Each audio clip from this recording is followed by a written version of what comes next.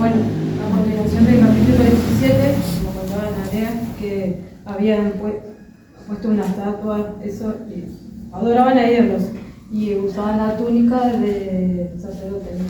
Por acá hay una foto, ya encontré ahí. Parecida. ¿Dónde está? Más o menos. Por ahí está. Para no olvidar ahí la otra. Está por ahí. Ponele foto y todo. No sé si se acuerdan que habíamos contado también otra historia, que acá en este tiempo también no había reyes en la tribu, ¿no? Entonces, a Dan, estamos hablando de Dan, de Micaía y los hombres de Dan. Y Dan en ese tiempo buscaba un lugar donde habitar. Entonces él envió a 2 hombres valientes a este lugar, a Sora y Estaol, ¿no? Para que vayan y reconozcan la tierra y llegaran al monte de Efraín hasta la casa de Micaía. Entonces escucharon la voz de un levita y le dijeron: ¿quién te trajo acá? ¿Qué haces en este lugar? Le decía. Y Micaía le dijo: yo lo traje para que seas sacerdote, como había contado. Dios va a prosperar este viaje. Entonces el sacerdote le dijo: id en paz por el camino. Y los 5 hombres fueron hasta Laís, ¿no? Y se quedaron ahí y se sentían seguros en ese lugar y volvieron a Sora y volvieron de vuelta acá a Sora y Estaol. Él y sus hermanos dijeron: ¿qué hay? Dijeron: vayamos y tomemos la posesión de la tierra. No sean vagonetas, como que no sean fiaquientos. No sean vagonetas. No me la esperaba. Es un versión, pero yo Versión Yuri. Entonces llegaron al pueblo confiados porque Dios estaba con ellos. Y entonces tomaron a 600 hombres y salieron a Sora y hasta de vuelta, de la familia de Dan, armados con armas para la guerra, y subieron y acamparon en Kirial Jearim, y ese lugar se llamaba campamento de Dan. Y entonces pasaron al monte de Efraín, a la casa de Miquía. No sé si está bien pronunciado. Y los hombres que fueron a reconocer la tierra se encontraron en la casa la imagen. Bueno, ahí vamos cuando ellos encontraron en esa casa la imagen de talla, se decía en la Biblia, y decía Efrón, pero Efrón quería decir la túnica del sacerdote, ¿no? Eso era lo que estaba en la casa. Donde estaba el levita, y dijeron cómo estaba, y estaban los 600 hombres armados adelante de la puerta. Y bueno, y anteriormente yo dije que habían mandado a 5 hombres a espiar. Bueno, esos hombres se metieron en la casa y tomaron posesión de eso, de las imágenes y de la ropa del sacerdote. Pero no entendían cómo pudieron hacerlo teniendo 6.000 hombres cuidando ese lugar. Entonces ellos lo llevaron al sacerdote que estaba ahí, le taparon la boca, le dijeron: cállate y te vamos a llevar con nosotros. Sí, uno que lo secuestraron. Y él decía: ¿por qué? Sí, porque antes que lo de la tribu y lo de Israel tomen la tierra, preferimos que tú seas. Y él se puso contento, o sea, se alegró. Entonces tomó la imagen y la túnica y la llevaron. Y ahí también se llevaron todos los niños y todo su ganado, todas sus pertenencias de vida. Y cuando se alejaron de la casa de Micaía, se juntaron y siguieron a los hijos de Dan. Y le dijeron: juntaste gente, ¿por qué tomaste mis imágenes? Ya no tengo nada, le dijo. Entonces le dijeron: ¿qué tienes? No hagas eso, no va a hacer que tu gente y todo lo que estén contigo pierdan la vida. Y los hijos de Dan se dieron cuenta que eran más fuertes, y con todo lo que le sacaron a Micaía, y le hicieron y fueron y de ahí entonces ellos se fueron a Lais. Acá. Era un pueblo tranquilo y seguro, pero ellos quemaron ese lugar ahí. Como que lo destruyeron.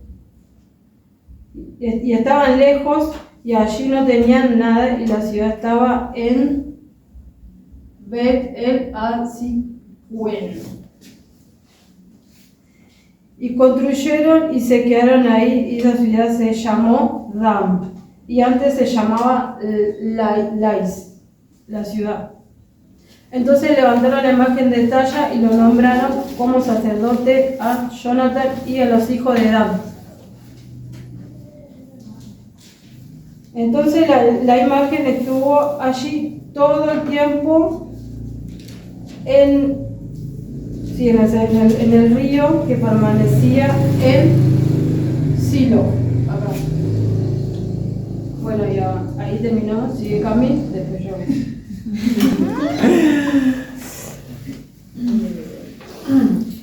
Bueno, el capítulo 19 es un capítulo muy feo, pero bueno, ya se van a quedar. En estos días, como todos dijeron, no había rey. Como no había rey, todos hacían lo que querían. Y un hombre de la tribu de Leví vivía con una mujer de Belén de Judá en un lugar apartado de Efraín. Y un día ella le fue infiel a esta persona, que era un levita. Y ella como él se enojó con ella volvió a la casa de su padre. El padre la recibió y allí estuvo 4 meses. Y después el levita, su futuro esposo, la fue a buscar, como que la perdonó y fue a reconciliarse con ella.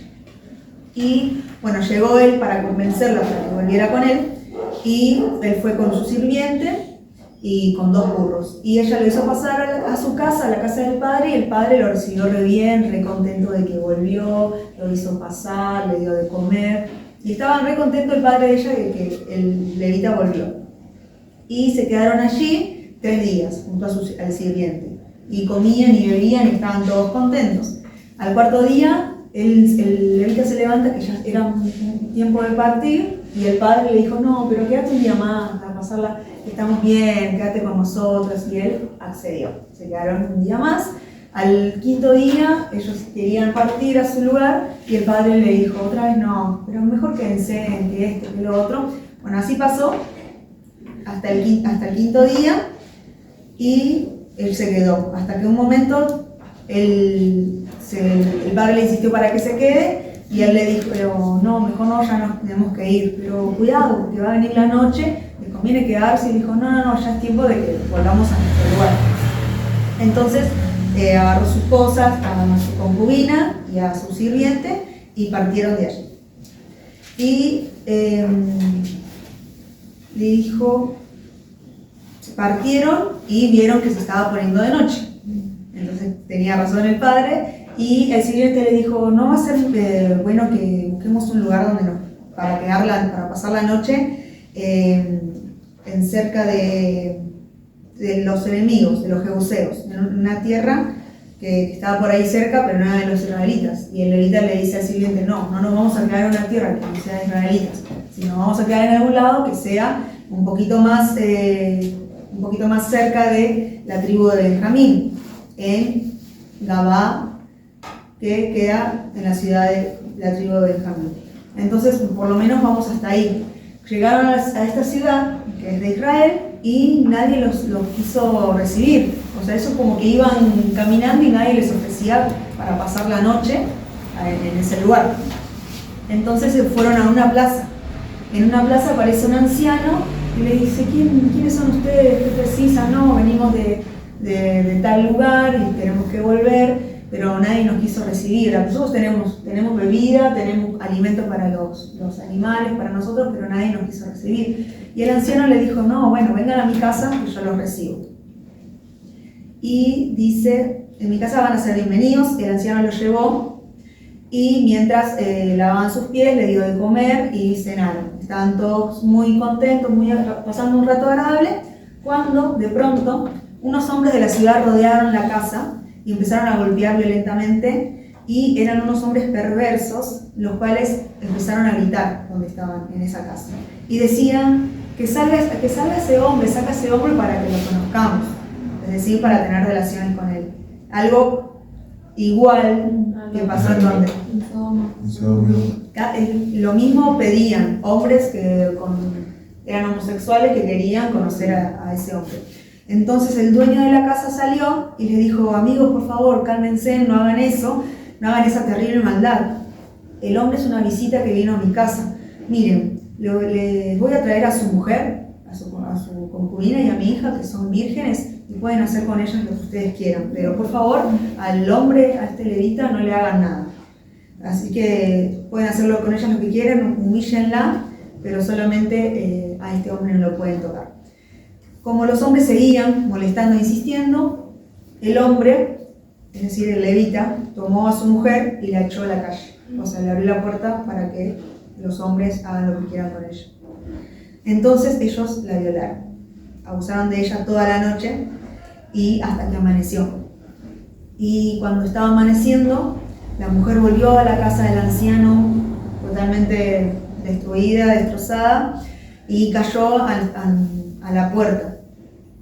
Y cuando su esposo se levantó para continuar el viaje, al abrir la puerta se encontró con su mujer así, toda desnuda, maltratada, que fue abusada toda la noche por muchos hombres, y le dijo: vamos, levántate, nos tenemos que ir. Y la mujer no respondió, sino que murió ahí. Y entonces el hombre la puso en su burro, la tomó, la puso en su burro y se fue. Y cuando llegó a su lugar, tomó un cuchillo afilado y cortó en 12 pedazos a su mujer.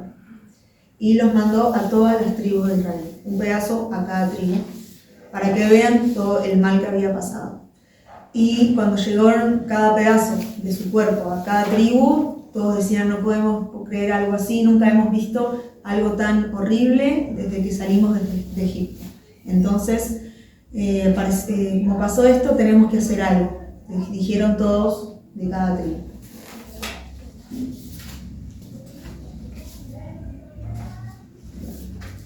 El siguiente capítulo continúa esta historia, que es acerca de la reacción que tienen todos los israelitas por este hecho. Después de pensarlo bien y meditarlo, todo el país, todos los referentes, todos los líderes de cada tribu se juntaron, menos lo de la tribu de Benjamín, que fueron donde pasó esto, que fueron los responsables. Y se juntaron del norte, del sur, del este y del oeste. Todos los jefes de tribus se reunieron allí con 400.000 soldados. Los de Benjamín se enteraron que se estaban reuniendo los demás y que se habían reunido en Mizpa, que ahí estaba el arca del pacto. Los israelitas querían saber cómo había pasado este crimen, entonces trajeron al levita y le preguntaron qué pasó, que le cuenten la historia. Entonces él le contó más o menos la historia, cómo fue. Dijo: llegué con mi mujer a la ciudad de Gabá, de la tribu de Benjamín, para dormir allí. Y esa noche unos hombres vinieron para atacarme y rodearon la casa donde estábamos hospedados. Pensaban matarme a mí, pero en vez de eso maltrataron a mi mujer hasta matarla. Nunca dijo de que la negó. Entonces yo corté su cuerpo en pedazos y lo mandé por todo el país, para que todos los israelitas se enteraran del terrible crimen que se había cometido. Y como los israelitas que somos, tenemos que decidir lo que vamos a hacer. Esas personas se reunieron para ver qué tenían que hacer sobre este caso. Y todos se pusieron de acuerdo, dijeron: nadie va a regresar a su casa, sino que se hará un sorteo para ver quiénes van a ir a la guerra contra esta ciudad y quiénes van a estar encargados de conseguir alimento. Y entonces tenían que ir a castigar a los responsables de este crimen. Todos los israelitas estuvieron de acuerdo y enviaron mensajeros a todo el territorio diciendo: no entendemos cómo pudo haberse cometido un crimen tan vergonzoso. Y entreguen a sus malvados que están en Gabá, hay que matarlos para purificar la maldad de este pueblo. O sea, estos mensajes se los mandaron a la tribu de Benjamín, diciendo: entreguen a los culpables porque hay que purificar a todo Israel de esta maldad. Pero los de la tribu de Benjamín no hicieron caso, sino que salieron de todas las ciudades y se reunieron en Gabá para atacarlos. O sea, se pusieron, no reconocieron el error, sino que dijeron: bueno, vamos a atacar a todos los que se levanten contra nosotros. De las otras ciudades de la tribu de Benjamín vinieron 26.000 soldados los cuales se reunieron 700 soldados especiales que había en Gabá. Había 700 soldados zurdos que eran muy hábiles, que tenían mucha puntería. Los demás tribus de Israel se reunieron 400.000 guerreros bien entrenados. Y los israelitas fueron hasta Abatel a consultar a Dios. Querían saber cuál tribu debía ser la primera en atacar. Como vimos en el primer capítulo, que preguntaban quién iba a atacar primero, a los de Benjamín, y Dios les contestó que la de Judá iría primero. A la mañana siguiente los israelitas fueron a acampar frente a la ciudad y se prepararon para la batalla, pero los de Benjamín salieron y ese día mataron a 22.000 israelitas. Es decir, que ese día perdieron los de Israel. Y fueron a acampar y se prepararon para la batalla, 22.000. Entonces los israelitas volvieron a Betel y todo el día estuvieron lamentándose por esta pérdida porque mataron a un montón de hombres y preguntaban al Señor: ¿debemos atacar otra vez a nuestros hermanos de la tribu de Benjamín? Y Dios les contestó que sí, debían volver a atacarlos. Entonces se animaron y nuevamente prepararon para el combate y fueron a pelear. Pero por segunda vez los israelitas avanzaron con los de Benjamín y estos nuevamente salieron de la ciudad y mataron a 18.000 soldados israelitas. Es decir que otra vez perdieron. Entonces todos los israelitas con su ejército volvieron a lamentarse ante Dios y todo el día estuvieron sin comer nada, ayunaron, le ofrecieron sacrificios a Dios y ofrendas de paz. En aquel tiempo estaba el arca del pacto allí en Betel y el sacerdote era Finés, hijo de Eleazar y nieto de Aarón, y los israelitas consultaron a Dios para saber si podían volver a atacar a sus hermanos, los tribus de Benjamín, o si debían dejarse por vencidos. Y Dios le dijo: ataquen, que mañana les voy a dar la victoria. Al tercer día, los soldados israelitas se escondieron alrededor de la ciudad, mientras que el resto del ejército se preparaba para atacar.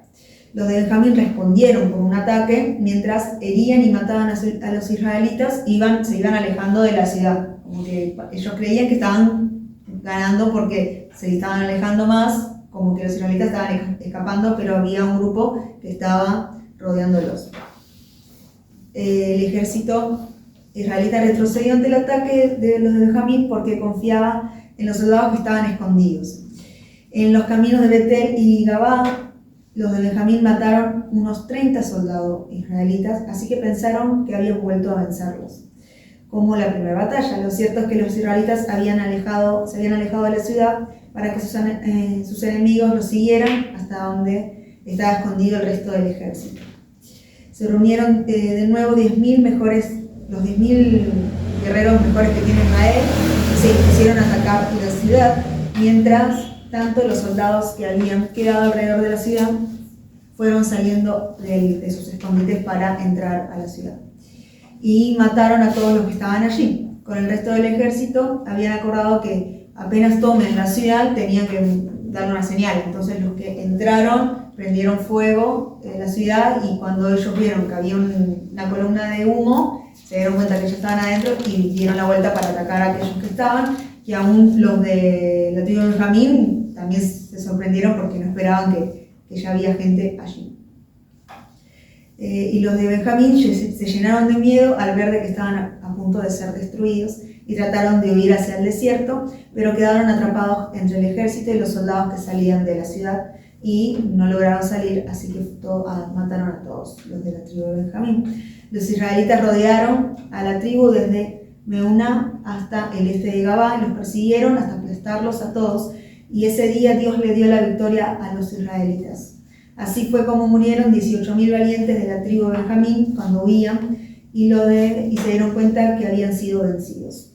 Fue así como murieron 25.000 soldados de la tribu de Benjamín, todos ellos hombres valientes. De todos ellos pudieron escapar 600 soldados, los cuales lograron entrar a la roca de Rimón en el desierto y se quedaron 4 meses. Los israelitas, mientras tanto, siguieron atacando y matando a todos los de la tribu de Benjamín que encontraban. Incluso mataban animales y después de eso incendiaban la ciudad.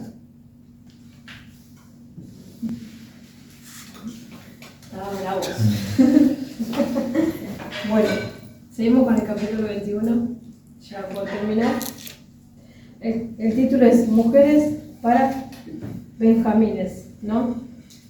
Los hijos Benjamitas. Benjamitas. Bueno, los hijos de Israel juraron no dar las hijas a los benjamines en ese tiempo, ¿no? Y dijeron que iban a alzar su voz y sucedió esto en Israel. Y al día siguiente ofrecieron un altar y ofrecieron holocaustos en ofrendas de paz. ¿Quién de la tribu no subió y hizo juramento con Jehová? Sufrirá la muerte. Decía que los que no habían subido a la tribu y no habían hecho juramento con Jehová iban a sufrir la muerte en Mizpa. Los hijos de Israel dijeron: hoy se van de la tribu por culpa de Benjamín. Nosotros juraremos no dar las mujeres, las hijas por mujeres. Y dice: ¿hay alguno que no subió a la tribu porque ninguno estuvo en Jabes-Gar? Porque no había varón allí en Jabes-Gar. Y mandaron 12,000 hombres y a matarlos con filo de espada, a los niños y a las mujeres, y también a mujeres que estuvieran con hombres las mandaban a matar, o sea que las mujeres no podían estar con. Y se encontraron con 4,000 doncellas o mujeres, como lo quieran decir, que no estuvieron con varón, y las llevaron a Silo, a la tierra de Canaán. Entonces los de Benjamín dijeron: ¿dónde están las mujeres vivas de Jabes-Gar? No le alcanzó con las otras que no tuvieron compasión de los benjamines, y los ancianos dijeron entonces: ¿qué hacemos con las mujeres que nos daron? Porque las de benjamines murieron todas. Pero nosotros no podríamos darles mujeres a los hijos de Israel, porque iban a ser maldecidos. Entonces, en ese tiempo, cada año hacían fiestas importantes en Silo, al norte de Bet-el-Asifuel, ¿no? Al sur de Lebona. Y los hijos de Benjamín pusieron una emboscada con viña, como que les pusieron una trampa a las hijas. Y le dijeron si los padres y los hermanos se acercaran, que no me importaran, mientras ellas danzaban y bailaban en ese lugar, ellos iban a tomar posesión de esas mujeres y se le iban a llevar con ellas y se quedaron con ellas, con las mujeres. Y tomaron a las mujeres, ¿no? Mientras danzaban, y bueno, eso yo lo dije. Y los hijos de Israel volvieron cada uno a la tribu y su familia. Entonces, ¿qué piensan que en todo esto fue lo que más se habló de lo que no hacían? De la desobediencia. Sí. Entonces, dice que en esos días no había rey, y que en Israel que ellos hacían lo que querían. Así como dice en el capítulo 17:2, creo, que también se repite esto. Y bueno, y acá termina.